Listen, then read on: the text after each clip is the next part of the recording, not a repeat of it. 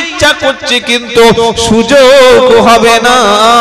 তাই সুযোগ আছে বন্ধু, যখন কোরআনের তালিম হবে, দ্বীনের তালিম হবে, হাদিসের কথা হবে, দ্বীনের কথা হবে, কোন মৌলবী বলছে, কোন পীর সাহেব বলছে, কোন জামাতের সাথী বলছে, ওটা দেখো না, বরং আল্লাহ এবং রাসূলের কথা যেখানে আলোচনা হচ্ছে সেখানে তুমি যদি চুপচাপ থাকো, সেখানে যদি শ্রবণ করো, আল্লাহর রহমতটা তোমার উপরে বৃষ্টির মতো নাজিল হবে। আমি যদি আমার ছেলের জন্য 20,000 টাকা 18,000 টাকার স্মার্টফোন কিনে আমার 15 বছরের ছেলে 16 বছরের মাধ্যমিক পাস মেয়ের হাতে ধরিয়ে দিই, নিজের বিবির হাতে স্মার্টফোন দিয়ে ডেটা অন করে দেওয়া মানে হলো গোটা পাড়ার সব পুরুষদেরকে নিজের বিবির পাশে বসিয়ে গল্প করতে দেওয়া। কিছু কথা বুঝেছেন বাবাজি? সারা জীবন বক্তব্য শুনেছি আমরা, কিন্তু বুঝি নাই, খুব শুনেছি। বড় স্মার্টফোন বিবির কাছে দিয়ে চলে গেছেন 3 মাস কাজে, এসে দেখছে ফোনও নাই, বউও নাই। তো ইমাম সাহেব বলছে, হুজুর কত টাকা দামে তাবিজ আছে করো, ওই বউ আমার চাই। হুজুর বলছে, ভাই তাবিজ দিয়ে যদি বউ বশ করা যেত, আগে অন্তত ক্যাশিয়ার আর সেক্রেটারিকে বশ করে মাইনে বাড়িয়ে নিতাম। সব কিচ্ছু হয় না। ভুল তো আপনি করেছেন। আপনার বাড়িতে রাত 10টা বাজলে আপনার জওয়ান ছেলে যুবতী মেয়ের হাতে স্মার্টফোন থাকছে, তারা অনলাইনের নোংরামির সঙ্গে জুড়ে গেছে, অন্ধকার জগতে তারা চলে গেছে, অনলাইন গেমের মধ্যে আসক্ত হয়ে গেছে। আপনার মেয়েটা ফেসবুকে প্রেমালাপ শুরু করে দিয়েছে, ভিডিও কল শুরু করে দিয়েছে, আপনার জওয়ান ছেলেটা বাড়িতে নাই, আপনার পুত্রবধূ স্মার্টফোন নিয়ে পাড়ার ছেলেদের ফেসবুক বন্ধুদের মধ্যে ভিডিও কল করছে, আর আপনি শুয়ে শুয়ে আল্লাহ আল্লাহ জিকির করে জান্নাতুল ফেরদাউস 4-5 নেবেন বলে বসে আছেন। একটা ফোন আপনাকে জাহান্নামে নিয়ে যাওয়ার জন্য যথেষ্ট, এটা মাথায় রেখে দেবেন। যুগটা খুব কঠিন, সহজে এখন গুনাহ করা যায়। আগে গুনাহ করা খুব কঠিন ছিল, আগে জিনা করা সবচাইতে কঠিন ছিল। খালি হ্যালো, এই চলে আয়, বর্তলা চলে, আমি দাঁড়িয়ে আছি, চলে 8 ঘন্টায় মাল হাজির। স্ত্রী বায়না ধরেছে স্বামীর কাছে, আমার স্কুটি লাগবে। কি লাগবে জোরে বলেন? স্কুটি। আর এখন তো চার্জিং মাল বার হয়ে গেছে, 4 ঘন্টা চার্জ দিলে 120 কিলোমিটার মাইলেজ। দামও খুব একটা বেশি না, সীমিত দামের মধ্যে, কোনো আওয়াজ নাই। পাশ থেকে কওসারের বউ যাচ্ছে না লালটুর বউ যাচ্ছে, ও লালটুই ধরতে পারবে না কে গেল।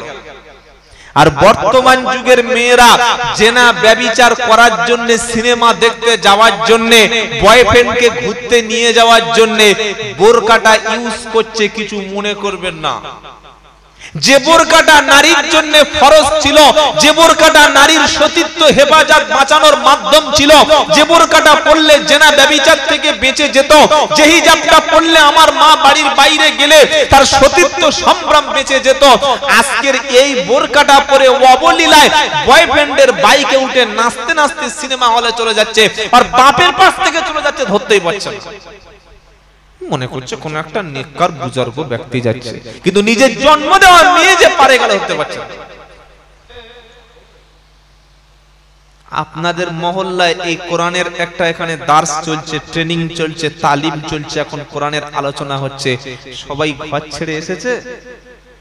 হ্যাঁ বা না বলেন? সবাই আসতে পেরেছে? আসে নাই। কিছু মানুষ অবহেলায় বাড়িতে বসে আছে। মসজিদে যখন তালিম চলে কিছু মানুষ অবহেলা করে, দাওয়াতের সাথীরা এসে কথা বললে মানুষ শুনতে চায় না, আলেম ওলামারা কথা বললে মানুষ শুনতে চায় না। আমি জানি শুনে যাবে। আল্লাহ বলছে, তাহলে কি করে আমার রহমতটা তোমার উপর হবে বলো? যখন কোরআনের কোন আলোচনা চলতো নবীর জামানায়, তখন কাফেররা বাধা দিত। কারা বাধা দিত? জোরে বলেন। আবু জাহেল তারা জানতো যে কোরআন এমন একটা পাওয়ার, এমন একটা কোরআনের মধ্যে মুজিজা আছে, যে শুনবে, যে বুঝবে, যে পড়বে সেই হেদায়েত পেয়ে যাবে। সুবহানাল্লাহ বলেন। অনেক চেষ্টা করে যখন আবু জাহেল, আবু লাহাব আল্লাহর নবীর কাছ থেকে কোরআন শোনানোর জন্য মানুষকে দূরে রাখতে পারলো না, তখন একটা হুকুম জারি করলো। কে?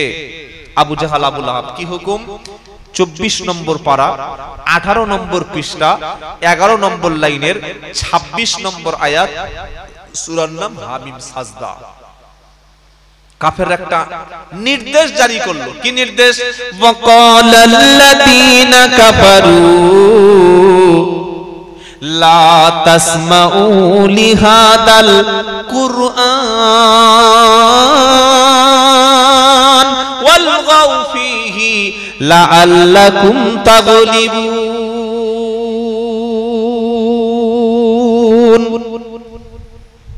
কত বড় কঠিন কথা বললো। কি বললো? ওয়াকালাল্লাযীনা কাফারু লা তাসমাউ লিহাদাল কুরআন। ওই মক্কার কাফের কুরাইশরা বলল, লা তাসমাউ, তোমরা শুনবে না, লিহাদাল কুরআন, এই কোরআন তোমরা শুনবে না। মুহাম্মদ যখন কোরআন পড়ে, বলেন সাল্লাল্লাহু, মুহাম্মদ সাল্লাল্লাহু আলাইহি ওয়াসাল্লাম যখন কোরআন পড়ে, তোমরা তখন কোরআন শুনবে না। শুধু শুনবে না বললে হতো, তখন কাফেররা আরো নির্দেশ দিল, ওয়ালা তাসমাউ লিহাদাল কুরআনি ওয়ালগাউ ফীহি, তোমরা বাধা দাও, এটাকে পণ্ড করে দাও, এটাকে ভন্ডুল করে দাও। কোরআনের আলোচনা তে তোমরা ব্যাঘাত ঘটাও, কোরআনের আলোচনা তোমরা বন্ধ করে দাও। যদি করতে পারো, লাআল্লাকুম তাগলিবুন, তাহলেই তোমরা জয়ী হবে। কোরআনের আলোচনা যখন নবীজি করতেন, কোরআনের আলোচনা যখন বিশ্ব নবী মুহাম্মদ মুস্তাফা সাল্লাল্লাহু আলাইহি ওয়াসাল্লাম করতেন, কাফেররা কোরআনের আলোচনা বন্ধ করার জন্য তিনটে পদ্ধতি ব্যবহার করত। কটা? জোরে বলেন, শুনছেন আপনারা? হ্যাঁ, ভালো করে শুনুন। এক নম্বর হলো তারা হাততালি দিত। ধরুন 20 জন মানুষ বসে বসে কোরআন শুনছে আর 100 লোক হাততালি দিচ্ছে, ডিস্টার্ব হবে না? হবে না? আরে বলছেন না কেন? হ্যাঁ, ভয়ঙ্কর। ওই রকম যে সবাই হাততালি, কাপের হাততালি দিত। তারা বলল 2 নম্বর, যখন কোরআনের আলোচনা হবে তোমরা শীষ দিতে থাকো, বাঁশি বাজাও। আচ্ছা, 50টা ছেলে যদি একসঙ্গে করে বাঁশি বাজিয়ে দেয়, তো আলোচনা ব্যাঘাত ঘটবে না? ঘটবে না? হ্যাঁ, আলোচনা এমনি বন্ধ হয়ে যাবে। 3 নম্বর হলো তারা বলতো তোমরা হট্টগোল করো, মানে এমন একটা বিশৃঙ্খলা সৃষ্টি করতো যেন কেউ কোরআন শুনতে না পায়। 3টি কাজ তারা করলো।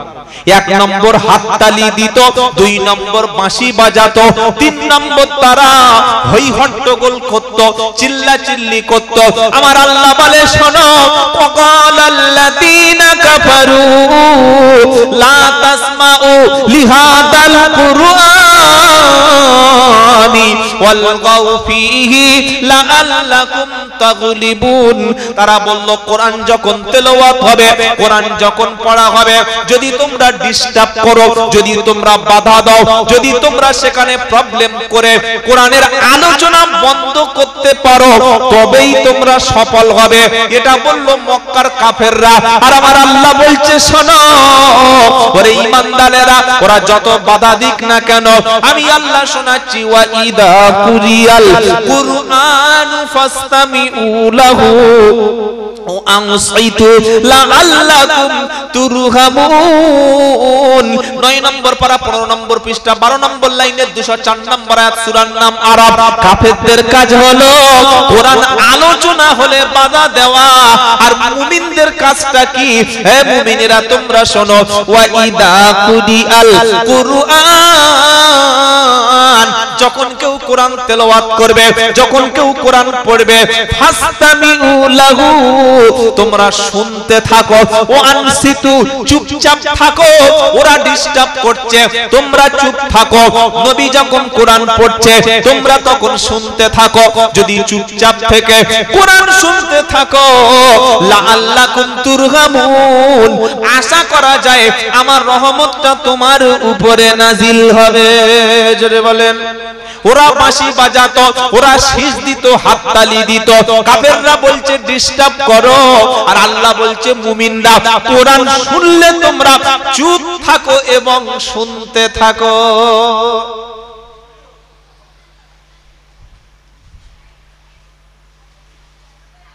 বাড়িতে হাফেজ সাহেব ডেকে এনে বাপের খানার দিন যারা রান্নার হেসেলে বসে বসে বাবুর্চির কাছে পাকামি করে, তারা কি সত্যি মুসলমানের দলে পড়ে? মসজিদে কোরআনের তালিম খুলে খুলে বলছে, মসজিদের সামনে 100 মিটারের মধ্যে বসে বসে তাস খেলছে, এত বড় মুখে দাঁড়িয়ে নিয়ে। তো পাকা ইবলিসের খালাতো ভাই, পাকা ইবলিস, যে কোরআনের আলোচনা বাদ দিয়ে বসে বসে গল্প করছে।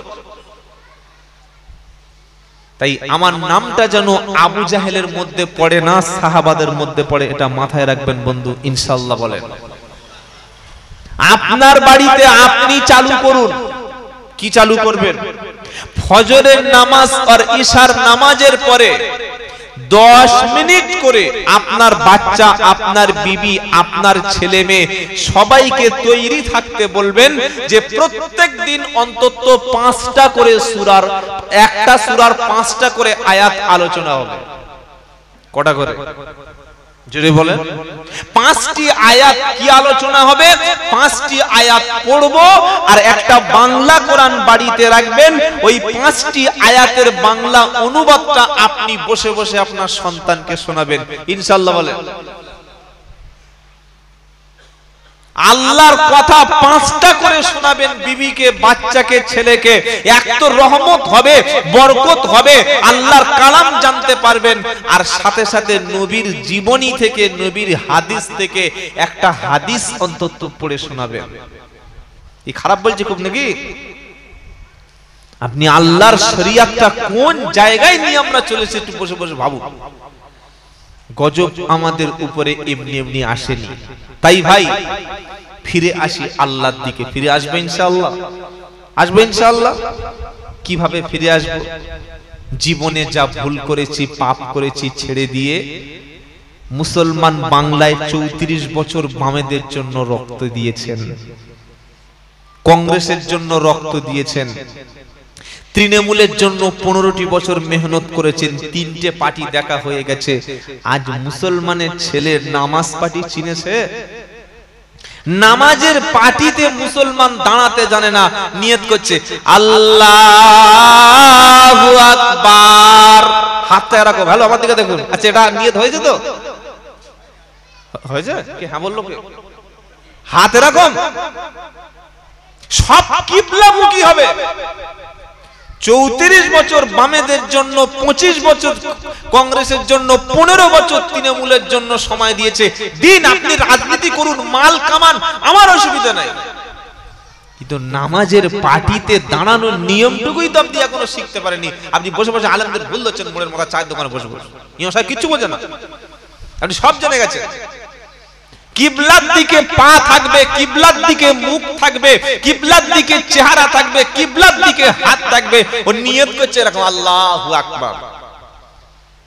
ছাগল ঘাস খাওয়ার সময় ভেবে খায়, যেটা ঘাস না পায়খানা দেখে খায়।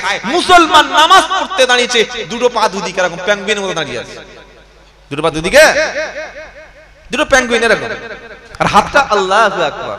ছাগল কোথাকার। এজন্যে তালিম দরকার, আলেম দরকার, দাওয়াত দরকার, তাবলীগ দরকার, ওলামা দরকার, হাক্কানি ওলি পীর, হাক্কানি আলেমের সোহবত দরকার। কথা মনে থাকবে ইনশাআল্লাহ। এটা সাইকেলের রিপেয়ারিং এর দোকান না যে দুবার হাতুড়ি মেরে একটা নাট টাইট করে দেবে, মাল গো করে চলবে। ইসলাম ধর্ম না। আপনি শিখবেন আলেমের কাছে বসে, ছাত্রের মতো। নবী বললেন কোন আলিমান হয় তুমি আলেম হও, আও মুতাআল্লিমান, আলেম যদি না হতে পারো আলেমের ছাত্র হও, আও মুস্তামিআ, আলেমের ছাত্র ছাত্র যদি না হতে পারো কমপক্ষে আলেমের কথা শোনো আও মুহিব্বালাহু আলেমের কথা শোনার সুযোগ যদি না হয় আলেমের মহব্বত তোমার অন্তরে রেখে দাও তুমি ধ্বংস হবে না চারের বাইরে গেলে মার বাইরে পড়বে না প্রথম তুমি আলেম হও আলেম না হতে পারো আলেমের ছাত্র হও হব ইনশাআল্লাহ জোরে বলেন আমি আলেমকে ব্যবহার করব না আমার বাড়িতে আলেমকে ডেকে এনে বসিয়ে রেখেছি আলেমের মসজিদে রেখেছি মুরগি জবাই করার জন্য বাপের দোয়া পড়ার জন্য মায়ের জানাজা পড়ার জন্য এজন্য আলেম না ইমাম হলেন তিনি সমাজ পরিচালনা করবে যিনি ইমাম হলেন তিনি আমি ব্যবসা করব কিভাবে ঠিক করে দেবেন তিনি আমার বাড়িতে বিয়ে হবে কোন তরিকায় বিয়ে হলে আল্লাহ খুশি হবে রাসূলের তরিকা হবে ওটা ইমামের কাছ থেকে মাশওয়ারা করে নেব 5 লাখ টাকার ব্যবসা করব কোন পদ্ধতিতে ব্যবসা করলে আল্লাহ রাজি হবে রাসূলের তরিকা হবে ইমামের কাছ থেকে জেনে নেব আমার বাড়িতে একটা ঘর করতে গেলে কোন তরিকায় ঘর করলে কিভাবে আল্লাহ এবং রাসূলের তরিকা অনুযায়ী ফলো হবে মালদার কালিয়াচকে একটা বাড়িতে জলসায় গিয়েছি বললাম ভাই বাথরুম কোন দিকে গিয়ে দেখি কিবলার দিকে মুখ করে ছাড়তে হবে মালদার কালিয়াচক বিখ্যাত জায়গা কালিয়াচক আমি ঢুকে বার হয়েছি বলে হুজুর আপনার 10 সেকেন্ডে হয়ে গেল না রে ভাই পেশাবের তো একটা সময় আছে আমি তার কুকুর নাই যে বার হয়ে যাবে সময় লাগে তো বললে গেলেন আর বার হয়ে গেল তুমি মুসলমান তো বলে কি বলছেন মুসলমান না এত বড় দাড়ি মাথা তুমি মুসলমান না তো মুসলমান যদি তুমি দাবি করো তোমার ঘরের মধ্যে যে বাথরুমটা টয়লেটটা করেছো না আল্লাহর নবী সাল্লাল্লাহু আলাইহি ওয়াসাল্লাম তিনি তো বলেছেন কিবলার দিকে মুখ বা পিছন করে পেশাব পায়খানা করা কিবলার দিকে মুখ করে পেশাব পায়খানা করা হারাম নাজায়েজ কিবলার দিকে মুখ করে থুতু ফেলা গুনাহ তো বসলে তো সব মাল মাটিয়া সব ওইদিকে ঘুরে যাবে করেছো কি বললেন না হুজুর একটা মৌলভী সাহেব একজন মিস্ত্রি এসে বলে গেছে যে চতুর্দিকে দেয়াল আছে অসুবিধা হবে না বাহ হোয়াট রিজনিং কি যুক্তি চতুর্দিকে দেয়াল থাকলে ভিতরে নাকি কিবলার দিকে মুখ করে মেশিন পার্ট খুলে নাকি পেশাব করা যাবে আমি বললাম ভাই তাহলে চতুর্দিকে দেয়াল দিয়ে আর মাঝখানে যদি একটা মেয়েকে নিয়ে জেনা করি অসুবিধা নেই বিশাল বড় একটা রুমে দরজা জানালা বন্ধ করে এরকম দুটো মদের বোতল নিয়ে ফড়ফড় করে খেয়ে নিলাম অসুবিধা নাই দেয়াল তো আছে এই ভুল ফতোয়া কে দিয়েছে তোমাকে তুমি এমন একটা ঘর করেছো তোমার ঘরের জানালা দিয়ে যে যাবে তোমার বিবির মুখটা একবার দেখে যাবে একদম রাস্তার পাশে বড় জানালা না আছে কাপড় না আছে কিছু একদম সেখানে বিবি সবসময় বসে থাকে আলেম কি জিজ্ঞাসা করে করেছো পাঁচিল দিয়েছো ঘরে 8 ফুট উঁচু করে আর দরজার সামনে একটা তুমি ময়ূরের ছবি এঁকে দিয়েছো ওখানে কোনো পর্দা নাই মেন রোডের পাশে পাঁচিল দোকানের পাশে ঘরের পাঁচিল দিয়েছো যে যাচ্ছে উকি মেরে দেখে যাচ্ছে এটা আলেমকে জিজ্ঞাসা করে করবে না ব্যবসা করেছেন ভালো ব্যবসা ইবাদত কিন্তু ব্যবসাতে বউকে বসিয়েছে কোন মৌলবি বলেছে বউকে ব্যবসাকে বসিয়ে দাও কোন মৌলবি বলেছে চায়ের দোকানে চা বিক্রি হচ্ছে না ভালো মনোহরির দোকান চলছে না ভালো মশলা মুড়ি বিক্রি হচ্ছে না ফুচকার দোকান ভালো চলছে না তাই ছাত্তার মিয়া উঠে গিয়ে ওর বউকে বসিয়ে দিয়ে বলছে আমার দ্বারা হয় না বা তুই চালা এটা ব্যবসা তো এই ব্যবসায় বরকত থাকবে বলে মনে হচ্ছে এজন্য আলেমের পরামর্শ ছাড়া কোনো কিছু করবেন না মনে থাকবে ইনশাআল্লাহ আল্লাহ তৌফিক দান করুক সকলে বলুন আল্লাহুম্মা আমিন বাবাজিরা আল্লাহর ভাইরা জ্ঞানী জনেরা সুধী মানুষেরা ন্যায় নিষ্ঠবানেরা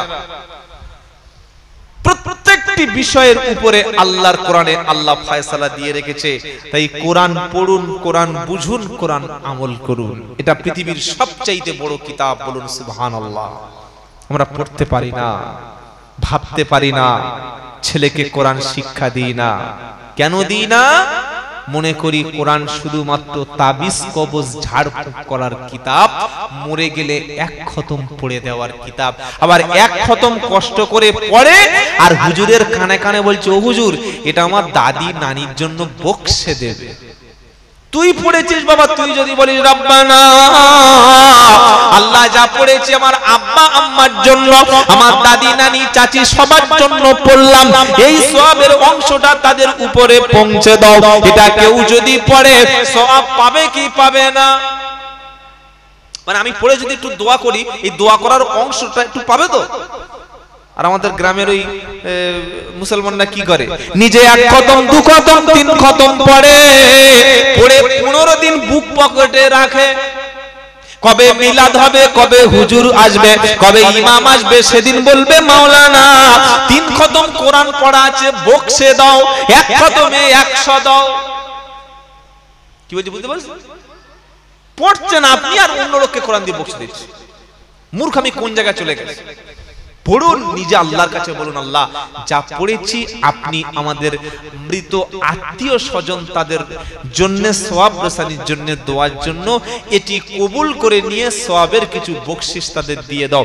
এটা বললে ভালো হতো না? হ্যাঁ না বলেন না? সামনে কুরবানি এসে গেছে। কুরবানির সুন্নাত তরিকা হলো যার পশু সেই নিজেই কি করবে? খাবে, তাই তো? সে নিজেই জবাই করবে। আমাদের হাতে ছুরি দিলে যে কোন দিক থেকে লেজ কাটবো না গলা কাটবো আমরা নিজেই জানি। কি বুঝলেন? নিয়ম হলো পশুর মাথা থাকবে দক্ষিণ দিকে, পশুর পা থাকবে পিছন থাকবে উত্তর দিকে, পশুর পা থাকবে কিবলার দিকে, আর যিনি জবাই করবেন তিনি বিসমিল্লাহি আল্লাহু আকবার বলে আল্লাহর নাম নিয়ে তিনি জবাই করবেন। আমরা কি বলি? আমার নানার নামে, দাদির নামে, চাচির নামে, মরা শ্বশুরের নামে, মৃত দাদি শ্বশুরের নামে, মরা আত্মীয়র নামে কুরবানি হয়। একমাত্র আল্লাহ ছাড়া পৃথিবীতে কারোর নামে কুরবানি করা জায়েজ নয়, হারাম। বললে হুজুর তাহলে আপনি ঠিক বক্তব্য করছেন?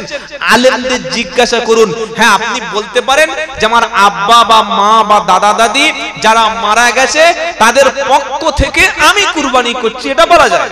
কিন্তু কুরবানির নাম হবে শুধুমাত্র কার জন্য? আল্লাহর নামে। আল্লাহ ছাড়া কারোর নামে পশু কুরবানি করা জায়েজ না।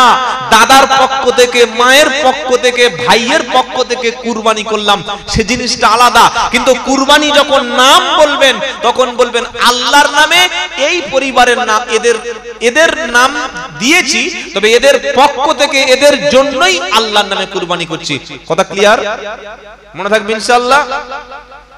আমাদের কুরবানি অধিকাংশ মানুষের নষ্ট হয়ে যায়, আমরা অনেকে জানি না। একটা মাসআলা শিখে রাখেন, হয়তো কোনো আলেমরা বলেছে বা ইমাম সাহেব বলেছে হয়তো জুমার দিন। সেটা কি?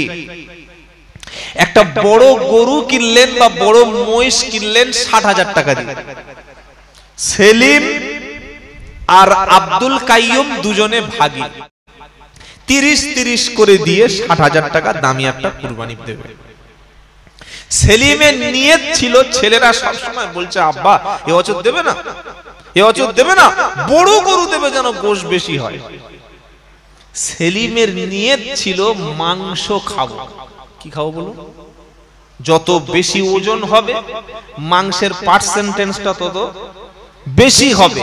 আর আব্দুল কাইয়ুম ভাইয়ের নিয়ত ছিল ও শুধু আল্লাহর খুশির জন্য, আল্লাহর রাজির জন্য কুরবানি করবে। একজনের নিয়ত হলো মাংস খাবো, আর একজনের নিয়ত হলো আল্লাহ রাজি খুশির জন্য। দুজনের নিয়ত পার্থক্য হয়েছে না হয় নাই? হয়েছে। আর বুখারীর হাদিসে আমরা কি শুনেছি আলেমদের কাছে? ইন্নামাল আ'মালু বিন্নিয়াহ, প্রত্যেকটি আমল কাজ নির্ভর করে নিয়তের উপরে। নিয়ত যদি কুরবানি না থাকে, উদ্দেশ্য যদি থাকে মাংস খাবো বা বেশি গোশ হবে, এটাই আমার উদ্দেশ্য, এটাই মাকসাদ, ও কুরবানি গেল। 2 নম্বর হলো সুদখোরের সঙ্গে যেন কুরবানির অংশ ভাগিতে রাখবেন না। পাক্কা সুদের ব্যবসা, পাক্কা সুদের ব্যবসা, তাকে নিয়েছে কুরবানির ভাগী অংশ করে, ওর সঙ্গে কুরবানি করা জায়েজ না। আর একটা বলবো, এটা বললে আর কুরবানি কেউ দেবে? বলবো কি বলুন? আমি তো আর ইমাম নয় যে আমার চাকরি চলে যাবে, যেটা সত্য সেটা বলে দিয়ে যায়। যে ফুল বেনামাজি জুমার নামাজ পড়ে না, জুমার নামাজ পর্যন্তই পড়ে না, এরকম বেনামাজির কুরবানি আল্লাহর দরবারে কবুল হবে, এই গ্যারান্টি কোরআনেও নাই, হাদিসেও নাই। মনে থাকবে কথাটা। এটা জুমার দিন যদি ইমাম বলে দেয় তো ওনার চাকরি নিয়ে টানাটানি হয়ে যাবে, তাই ওনার চাকরিটা থাক, আমি তো 2 ঘন্টার মেহমান, আমি বলে দিয়ে যাই। যার নামাজ নাই তার কুরবানি যেটা বলে কুল ইন্না সালাতি ওয়া নুসুকি ওয়া মাহইয়ায়া ওয়া মামাতি লিল্লাহি রাব্বিল আলামিন লা শারীকা লাহু ওয়া বিযালিকা উমিরতু ওয়া আনা আউয়ালুল মুসলিমিন। 8 নম্বর পারা 9 নম্বর পৃষ্ঠা 9 নম্বর লাইনের 162 নম্বর আয়াত সূরা আনআম। আল্লাহ বলছেন বলো কুল ইন্না সালাতি, নিশ্চয়ই আমার নামাজ, ওয়া নুসুকি, নিশ্চয়ই আমার কুরবানি, ওয়া মাহইয়ায়া, আমার জীবন, আমার হায়াত, ওয়া মামাতি, আমার মউত, সবটুকু আল্লাহর জন্য। মনে থাকবে ইনশাআল্লাহ। আগে নামাজ পড়ুন তবে কুরবানি দেবেন। হাটে গিয়ে বাজারে গিয়ে যখন আমরা পশু কিনতে যাই, শিং ভাঙা মাল দেখে নি, বলেন একটা শিং আছে আর একটা শিং গেছে, কুরবানি দিই ওই মাল। আরে হ্যাঁ না বলেন না, শিং ভাঙা মালে কুরবানি হয় না, লেজ পুরো কেটে পড়ে গেছে ও মাল। জোরে বলেন। 3টে ঠ্যাং স্ট্রং আছে, আর একটা ঠ্যাঙের উপরে ভর দিলেই উল্টে যাবে, এরকম খোঁড়া পশুতে কুরবানি হবে না। একটা চোখ পুরো কানা দেখতে পায় না, ওতেও কুরবানি সহি হবে না। মুখের মধ্যে একটাও দাঁত নাই, সব পড়ে গেছে, ফোকড়া মাল, ওতেও কুরবানি চলে না। কুরবানি যখন আমরা করি একদম টাটকা দেখে, শিং আছে ভালো, চর্বি আছে ভালো, পশম আছে ভালো, কান আছে ভালো, লেজ আছে ভালো, স্ট্রং মাল দেখে কুরবানি করি। খোঁড়া জিনিস, পচা জিনিস, ভাঙা জিনিস, কানা জিনিস, শিং ভাঙা, কান ছেঁড়া, এ মাল কুরবানি যেমন চলে না। তো আল্লাহ বলছে বান্দা, তুমি যখন আমার রাস্তায় এসেছো, তুমি যখন কলেমা পড়েছো, তুমি যখন ইসলাম কবুল করেছো, তুমি নিজেই আমার রাস্তায় কুরবানি হয়ে যাও। জোরে বলো সুবহানাল্লাহ। বললে হুজুরে কি কথা বলছেন, কুরবানির দিনে কি মানুষ জবাই হবে? কোরআন শোনাচ্ছে ইন্নাল্লাহ হাশতারা মিনাল মুমিনিনা আনফুসাহুম ওয়া আমওয়ালাহুম বিআন্না লাহুমুল জান্নাহ ইউকাতিলুনা ফি সাবিলিল্লাহি ফায়াকতুলুনা ওয়া ইউকতালুন ওয়া'দান আলাইহি হাক্কান ফিত তাওরাতি ওয়াল ইনজিলি ওয়াল কুরআন। 11 নম্বর পারা 3 নম্বর পৃষ্ঠা 11 নম্বর লাইন 111 নম্বর আয়াত সূরার নাম তাওবা। আল্লাহ বলছেন ইন্নাল্লাহা আশতারা মিনাল মুমিনিনা আনফুসাহুম ওয়া আমওয়ালাহুম বিআন্না লাহুমুল জান্নাহ। আল্লাহ বলছেন আমি আল্লাহ নিশ্চয়ই ঈমানদার ব্যক্তির জান আর মাল দুটোই আমি কিনে নিয়েছি, এর বিনিময়ে আমি আল্লাহ ঈমানদারের জান্নাত দিয়েছি। তার মানে মুসলমান হওয়ার অর্থ জান আর মাল আল্লাহর রাস্তায় আগে কি হবে? আগে তুমি কুরবানি হও, তবে গরুকে কুরবানি করো। নিজেই পেশাব করে পানি নেয় না, আর 28,000 টাকার গরু এনে বাবা বাবা চল বাবা চল চল চল তোর কুরবানি দেবো। আরে তুমি নিজে কুরবানি হও আগে। নিজের কুরবানি আগে হতে হবে ফজরে, হতে হবে জোহরে, হতে হবে আসরে, হতে হবে মাগরিবে, হতে হবে ইশায়। যার জীবনে 24 ঘন্টায় 1 ঘন্টা সময় কুরবানি করে না, ওরকম মুসলমানের ৮০,০০০-এর মাল কুরবানি করলে নাজাত পাওয়ার গ্যারান্টি। মনে থাকবে ইনশাআল্লাহ। মাসের মধ্যে ২৭ দিন বাড়ি থেকে ৩ দিন আল্লাহ রাস্তায় সময় যে কুরবানি করতে পারে না, ওই ১ লাখ টাকা দুম্বা শুইয়ে কোনো লাভ তার? জোরে বলুন। টাকা আছে, পয়সা আছে, সম্পদ আছে, যার টাকাটা পয়সাটা আল্লাহ রাস্তায় কুরবানি হলো না, অমন লোকের ডবল গরু আল্লাহ সেদিন।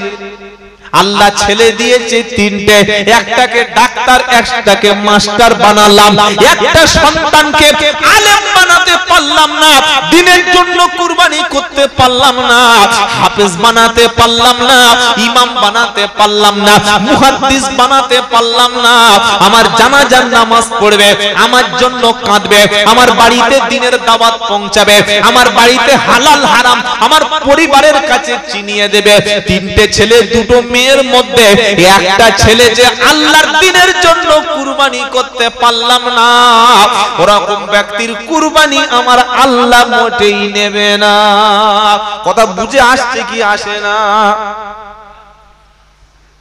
উচিত ছিল প্রথম সন্তানটা আলেম বানাবো, বড়টা ডাক্তার, মেজোটা লাখ লাখ টাকার মালিক, আর ছোট মাদরটা স্কুলে যায় না, হাতে পায়ে দড়ি দিয়ে ইয়েতিমখানায় নিয়ে বলছে ও হুজুর নেবে। আল্লাহ বলছে এরকম চিটিংবাজি কত বছর থেকে চালিয়ে আসছে। বড় ছেলেটার বুদ্ধি আছে, জ্ঞান আছে, ব্রিলিয়ান্ট স্টুডেন্ট, মেরিটোরিয়াস স্টুডেন্ট, ওকে আলামিন মিশনে পাঠিয়ে দিলে, মেজর ছেলেটাকে রামকৃষ্ণ মিশনে পাঠিয়ে দিলে, আর ছোট অচল মালটা আমার ঘরে ফেলে দিলে কোরআন শিক্ষা দেওয়ার জন্য। আল্লাহ আপনার সন্তান দিয়েছে, আপনি তো ইব্রাহিম নবীর সন্তান। মিল্লাতা আবিকুম ইব্রাহিম। তাই মুসলমান আমরা পেরেছি আমার সন্তানকে কুরবানি দিতে।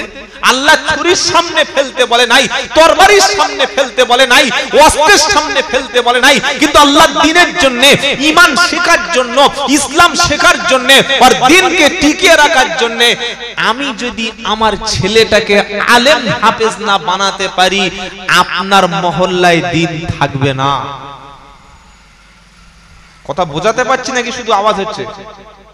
বুঝুন, কথা বুঝে বাড়ি যান। তাই যেটা হয়ে গেছে ওটা ছেড়ে দিন। আগামী ভবিষ্যতে যেন প্রত্যেকটা বাড়িতে একজন করে আলেম তৈরি হয়, আলেম তৈরি হয়। আলেম হলে তবে দিন টিকবে, আলেম ছাড়া দিন টিকবে না। আমলে কখনো ঈমান বাঁচানো যাবে না যদি আমলের সাথে, আপনার আমলের সাথে যদি ইলম না থাকে, দিন টিকবে না। এটা মাথায় রাখবেন। অনেকে হয়তো বুঝতে পারেন নাই যে কি বললাম। আপনার প্রচুর আমল আছে, কিন্তু আমলের সঙ্গে শিরক মিশ্রিত আমল আছে। আপনি প্রচুর নামাজ পড়েন, প্রচুর নফল ইবাদত করেন, কিন্তু আমলের মধ্যে বিদআত আছে। ও আমল ধুলোর সামনে উড়ে যাবে, কবুল হবে না। সেজন্য আমল যতটুকু না দরকার, তার চাইতে বেশি দরকার হলো ইলম, তার চাইতে বেশি দরকার শরীয়তের জ্ঞান। হালাল কোনটা, হারাম কোনটা, ফরজ কোনটা, ওয়াজিব কোনটা, সুন্নাত কোনটা, এটা জেনে করতে হবে কি হবে না? জুমার দিন নামাজ পড়তে গেছে, 10:40 মসজিদে ঢুকছে, আর খুতবার আগে উঠে দাঁড়িয়ে সেই সময় 2 রাকাত দাখিলুল মসজিদ পড়ছে, নামাজ হবে তো? হ্যাঁ না বলে না?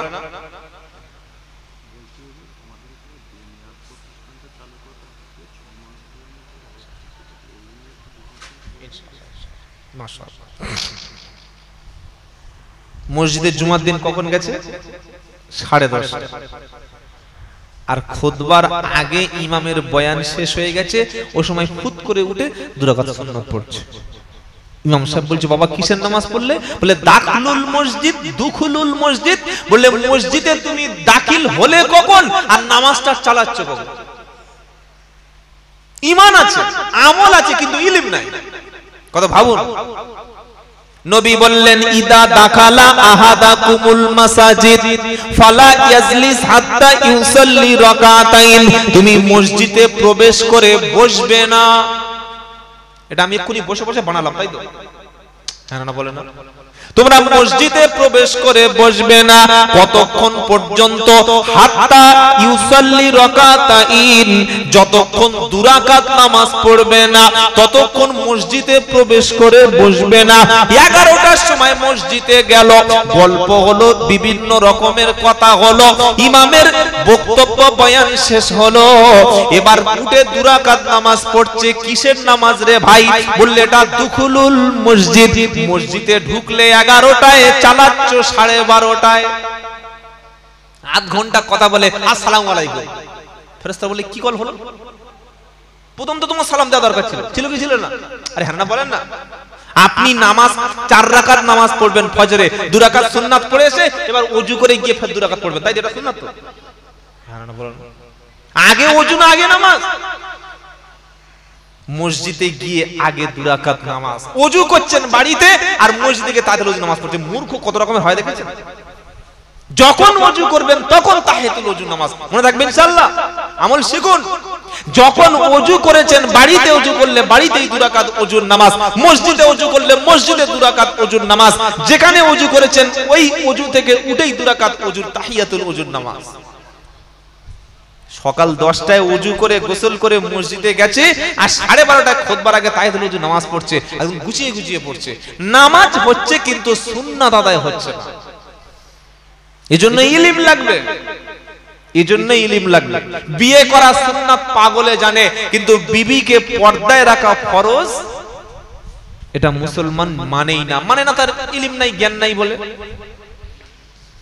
তাই আপনাদের মসজিদে আমি এসেছিলাম মনে হয় বছর 2 আগে,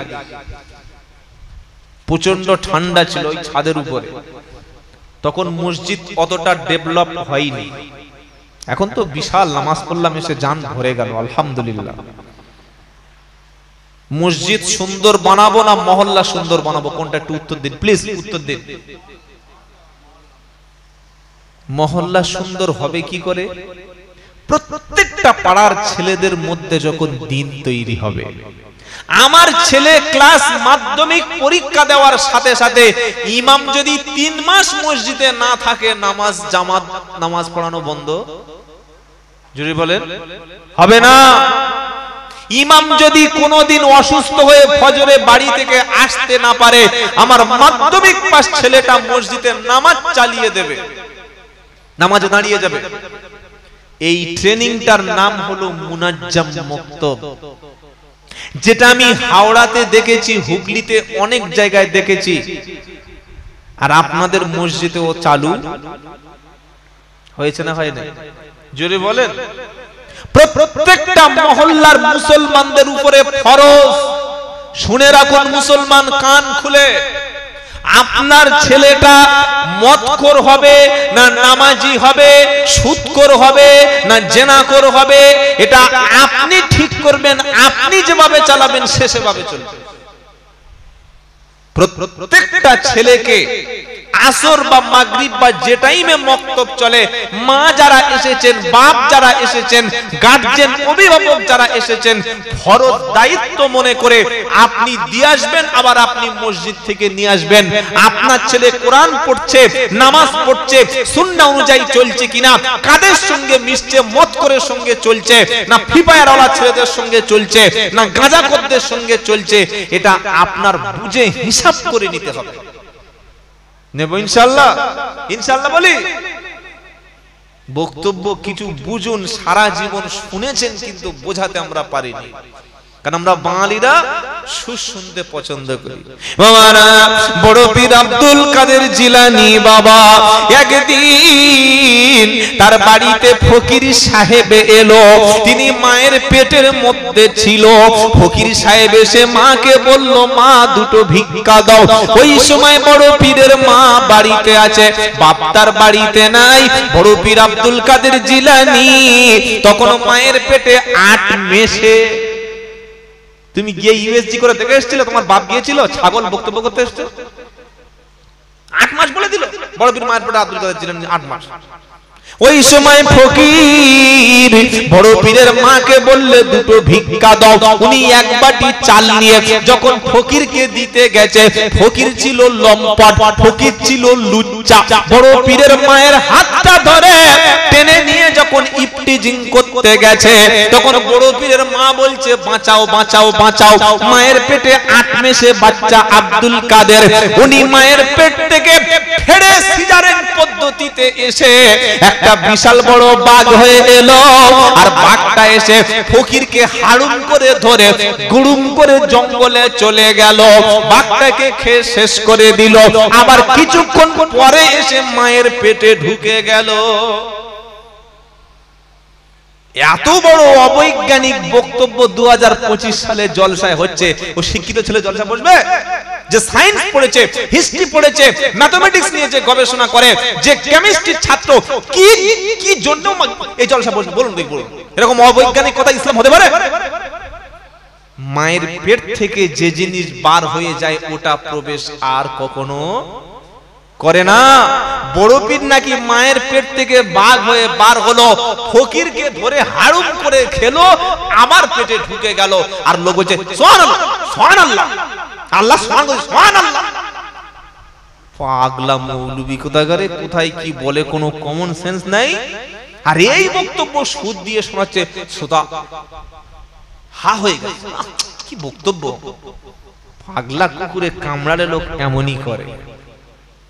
তাই কথা বুঝুন, মহল্লার মধ্যে মক্তব থাকলে তবে ঈমান থাকবে, মক্তব নাই আপনার সমাজ তৈরি হবে না। আমি সব জায়গায় বলে আসি, বর্ধমান, পুরুলিয়া, বাঁকুড়া, বীরভূম, মুর্শিদাবাদ, মেদিনীপুর, হাওড়া, হুগলি, দিনাজপুর, শিলিগুড়ি, জলপাইগুড়ি, আসাম, ত্রিপুরা, উড়িষ্যা, ঝাড়খণ্ড বলে এসেছি ভাই, 30 লাখ টাকার মসজিদ করেছো, মসজিদে মক্তব চলছে না। টাইলস মসজিদের খুলে বিক্রি করো, এসিটা খুলে বিক্রি করো, ফ্যান খুলে বিক্রি করো, মসজিদের সব খুলে বিক্রি করে 3-4টে মসজিদে আলেম রাখো। প্রত্যেকটা বাচ্চাকে, নার্সারির বাচ্চাকে তুলে তুলে মক্তবে বসিয়ে কোরআন শিক্ষা দাও, দ্বীন শিক্ষা দাও, ইসলাম শিক্ষা দাও, হালাল হারাম শিক্ষা দাও, জায়েজ না জায়েজ শিক্ষা দাও। তা না হলে আমার মতো বক্তাকে 10,000, 20,000, 20,000 টাকা দিয়ে অ্যাডভান্স করে এনে 3 ঘন্টার সমাজ পরিবর্তন সম্ভব না হবে। এই বক্তব্য শেষ, খেয়ে ঘুমিয়ে পড়লাম, ব্যাস সকাল হয়ে গেল, কিছু মনে থাকে না। তাহলে এটা করছি কেন? চোখটা আপনাদের খুলে দিয়ে যাচ্ছি যেন চোখটা খোলা থাকে। তাই পা দুটো ধরে বলছি ভাই, আপনাদের মসজিদে মায়েদের বলছি, যারা শুনছেন আমার কথা, প্রত্যেক দিন বাচ্চাকে টুপি পরিয়ে, ছোট্ট মেয়েকে হিজাব পরিয়ে আসর নামাজের পরে বা যে টাইমে মক্তবে পড়ায় ওই টাইমে আপনার বাচ্চাটা যেন কোরআনের কাছাকাছি আসে। আর হাসরের ময়দানে আল্লাহ আপনাকে কোরআনের তেলাওয়াতকারীর মা হিসাবে আল্লাহ জান্নাতের ব্যবস্থা করে দেবে। জোরে বলুন, মনে থাকবে ইনশাআল্লাহ? এই বাবা কথা মনে থাকবে ইনশাআল্লাহ? যদি করতে পারেন, যদি করতে পারি, কিয়ামতের দিন এই ছেলে এই মেয়ে বলবে, আল্লাহ আমার বাপ আর মা কোন দিকে গেল বলো। আল্লাহ সেদিন বলবেন, আমার বান্দা, যারা আমার ঘরে এসেছো, আমার কোরআন পড়েছো, তোমরা জান্নাতে চলে যাও। সুবহানাল্লাহ বলবেন না? কোরআন শোনাচ্ছে, ইয়া ইবাদিল্লাহ খাউফুন আলাইকুমুল ইয়াউমা ওয়ালা আনতুম তাহজানুন আল্লাযীনা আমানু বিআয়াতিনা ওয়া কানু মুসলিমিন উদখুলুল জান্নাতা আনতুম ওয়া আযওয়াজুকুম তুহবারুন। 25 পারা 16 পৃষ্ঠা 5 নম্বর লাইন 68 নম্বর আয়াত, সূরার নাম যুকরুর। আল্লাহ কিয়ামতের দিন তার বান্দাকে বাঁচবে, বেছে বেছে বলবে, ইয়া ইবাদিল্লাহ খাউফুন আলাইকুমুল ইয়াউমা, ও আমার বান্দা আজ তোদের কোনো ভয় নাই, ওয়ালা আনতুম তাহজানুন, আমার বান্দা আজ কিয়ামতের দিন তোমাদের কোনো চিন্তা নাই। জোরে বলুন সুবহানাল্লাহ। কারা বান্দা? কুরবানি দিয়েছে তারা বান্দা, নামাজ পড়েছে তারা বান্দা, দাড়ি রেখেছে তারা বান্দা। আল্লাহ বলবে না, আমার বান্দাদের মধ্যে দুটো কাজ ছিল। প্রথম কাজ কি? আল্লাযীনা আমানু বিআয়াতিনা ওয়া কানু মুসলিমিন। আমার বান্দা তারা যারা আমার কোরআনের উপরে পরিপূর্ণ বিশ্বাস করেছিল, আমার কোরআনের উপরে পূর্ণ ঈমান এনেছিল যারা, আর ওয়াকানু মুসলিমিন, আর মুসলমান হয়ে কবরে এসেছিল যারা, ওরাই হলো আমার বান্দা। ওদেরকে আল্লাহ হুকুম দেবে, উদখুলুল জান্নাতা আনতুম ওয়া আজওয়াজুকুম তুহবারুন। তুমি জান্নাতে যাও, তোমার বিবি বাচ্চা আত্মীয় স্বজন তোমার পরিবারটাকে নিয়েও চলে যাও। যাবো ইনশাআল্লাহ। পরিবার নিয়ে যদি জান্নাতে যেতে চাই তো দুনিয়ায় পরিবারটাকে যেন নামাজি বানাই, কোরআনওয়ালা বানাই, ঈমানওয়ালা বানাই। ইনশাআল্লাহ বলেন।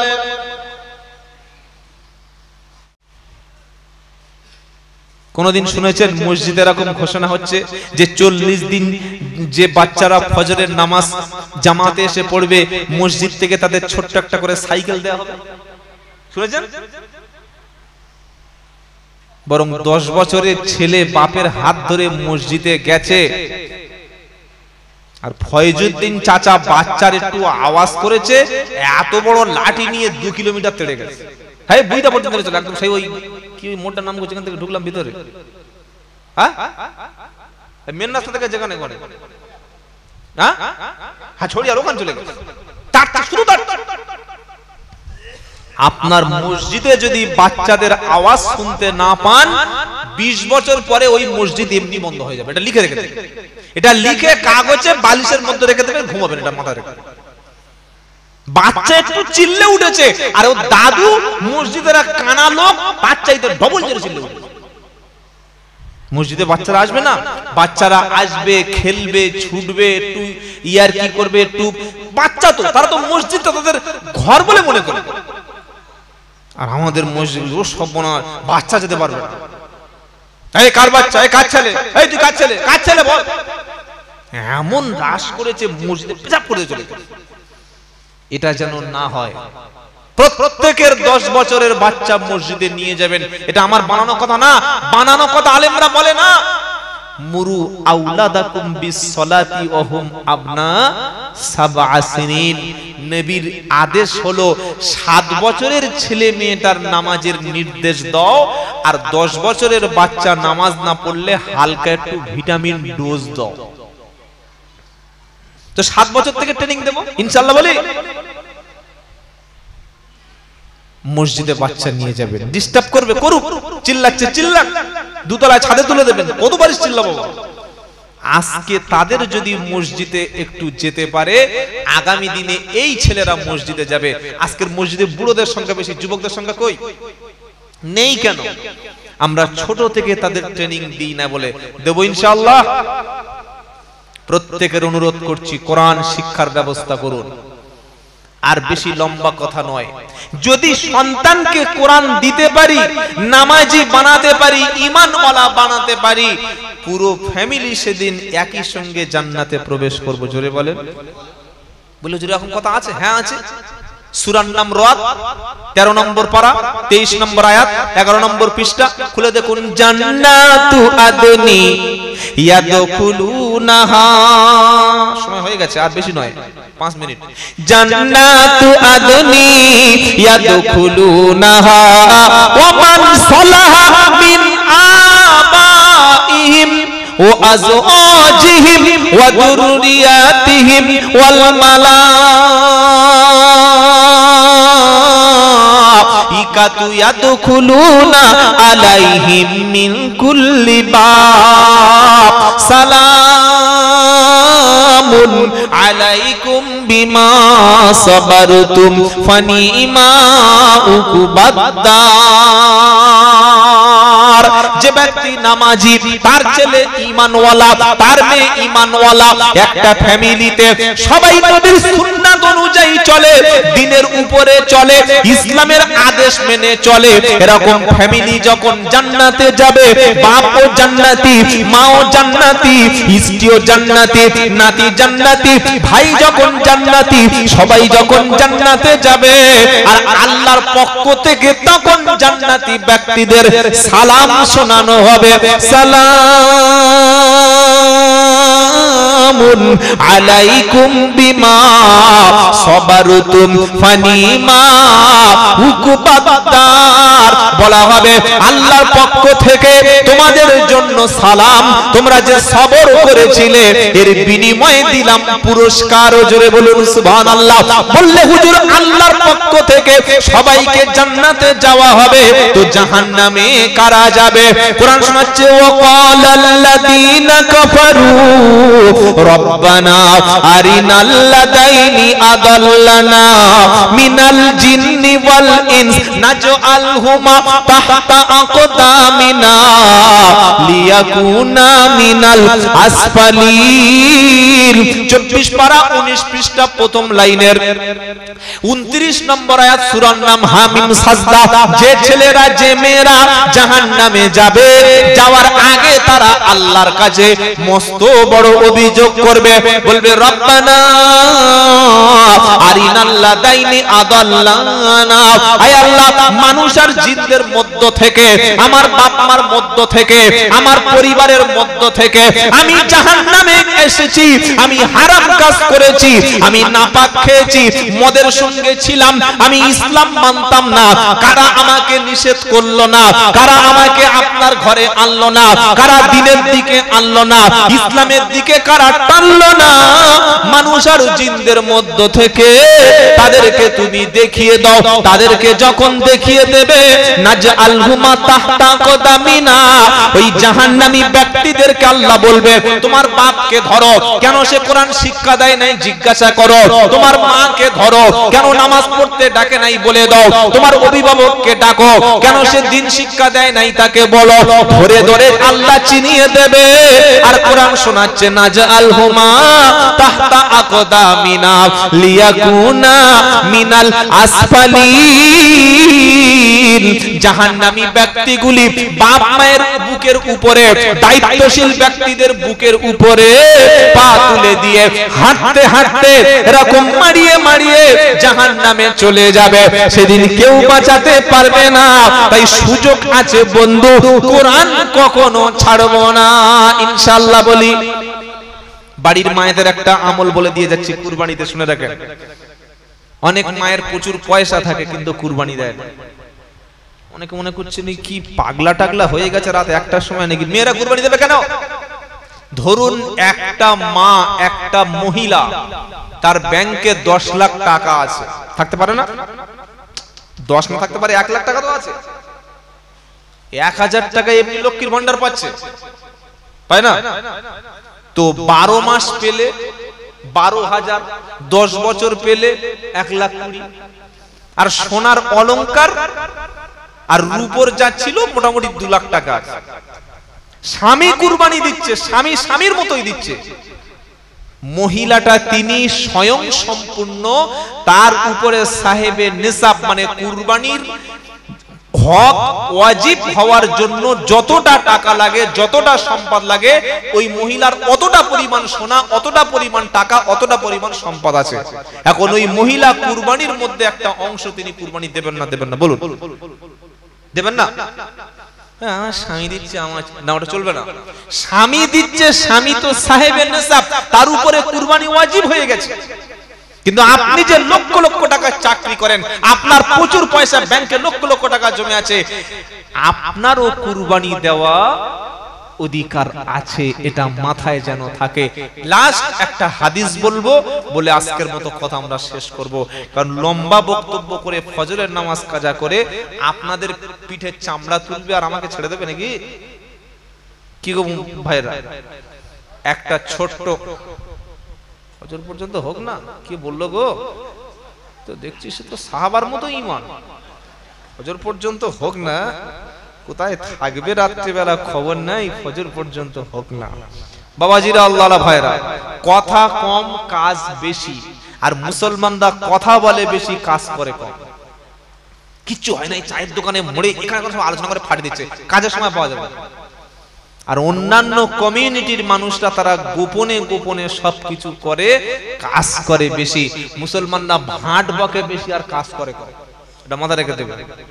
মুসলমানরা টাকা খরচ করবে বিল্ডিং বানানোর সময়, টাকা খরচ করবে বিয়ে দেওয়ার সময়, টাকা খরচ করবে বিশাল হজে যাওয়ার সময়, অথচ ছেলে মেয়েকে স্কুলে পড়ানো দূরের কথা, 4টে ছেলে জন্ম দিয়েছে, বাড়িতে একটা মাধ্যমিক পাস ছেলে না।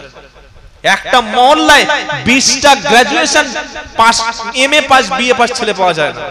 কি করে জাতির উন্নতি হবে? আপনার বাড়ির ছেলেটা মক্তবে পড়ানোর সাথে সাথে ছেলে এবং মেয়ে যেন মিনিমাম গ্রাজুয়েশন কমপ্লিট করতে পারে, বিএ পাস করতে পারে, এই শিক্ষাটুকু অন্তত তাকে দেবেন। মনে রাখবেন, ক্যান্সার হলে মানুষ বাঁচে, কিন্তু মূর্খ জাতি কখনো টিকতে পারে না, বাঁচতে পারে না। মূর্খ জাতির কোনো বাঁচার অধিকার নাই। আল্লাহর নবী শিক্ষা দিয়ে, দিন দিয়ে গোটা বিশ্ব বিজয় করেছিল। তার হাতে অস্ত্র ছিল না, সম্পদ ছিল না, জমি ছিল না, জায়গা ছিল না, ছিল ঈমান, ছিল শিক্ষা, ছিল ইলম আর আল্লাহর উপরে ভরসা। এই দিয়ে মুসলমানরা বিশ্ব জয় করবে। নারায়ে তাকবীর। একটা হাদিস বলে কথা শেষ করব। মায়েদের জন্য, নারীদের জন্য পুরুষের চাইতে জান্নাতে যাওয়া অনেক সহজ। আল্লাহর নবী বলেছেন, যদি কোনো নারী জীবনে 4টি আমল করার জন্য ঠিক করে নিতে পারে, ওই 4টি আমল যে নারী করবে, ওর মরণের সাথে সাথে আল্লাহ তাআলা ওই নারীর জন্য জান্নাতের সব দরজা মরণের পরে খুলে রেখে দেবে। জোরে বলুন সুবহানাল্লাহ। 1 নাম্বার, প্রত্যেকটা সাবালিকা মা, বোন, ভাবি 5 ওয়াক্ত ফরজ নামাজ আজান হয়ে যাওয়ার সাথে সাথে নামাজ আদায় করবে। 2 নম্বর হলো, রমজান শরীফের মাসে যে মহিলা রোজা রাখবে। 3 নম্বর হলো, স্বামীর হুকুম, স্বামীর কথা, স্বামীর অনুগত হয়ে চলবে। পৃথিবীর কে কি বলল আমার দেখার দরকার নাই, আমার স্বামী আদেশ করেছে আমি মেনে নেব। এটা প্রত্যেকটা স্ত্রীর জন্য জরুরি। 4 নম্বর হলো, নিজের পর্দা, নিজের ফরজ হুকুম, আল্লাহর ফরজ পর্দা প্রত্যেকটা নারীর যেন থাকে। যখন সফরে যাবে, এমন একজন ব্যক্তিকে নিয়ে যাবে যার সঙ্গে বিয়ে করা তার চিরদিনের জন্য হারাম। এখনকার মেয়েরা কি করে জানেন? বোরকা পরে কিন্তু মুখটুকু খুলে রেখেছে, আবার ঠোঁটে লিপস্টিক দিচ্ছে। উদ্দেশ্যটা কি আল্লাহই জানে। যদি বোরকা পরলে তাহলে মুখ খুললে কেন? আর যদি মুখ খুললে তাহলে ঠোঁটে লিপস্টিক, মুখে মেকআপ দিলে কেন? তার মানে বোঝাচ্ছে যে দোকানের সামনে যদি এই মাল থাকে, ভিতরে কি আছে কাস্টমার বুঝে নাও। কি বুঝলেন? এটা পর্দা না। মুখটা ঢাকা, চেহারাটা প্রত্যেকটা সাবালিকা নারী পরপুরুষের সামনে ঢাকাটা জরুরি। এটা মনে যেন থাকে।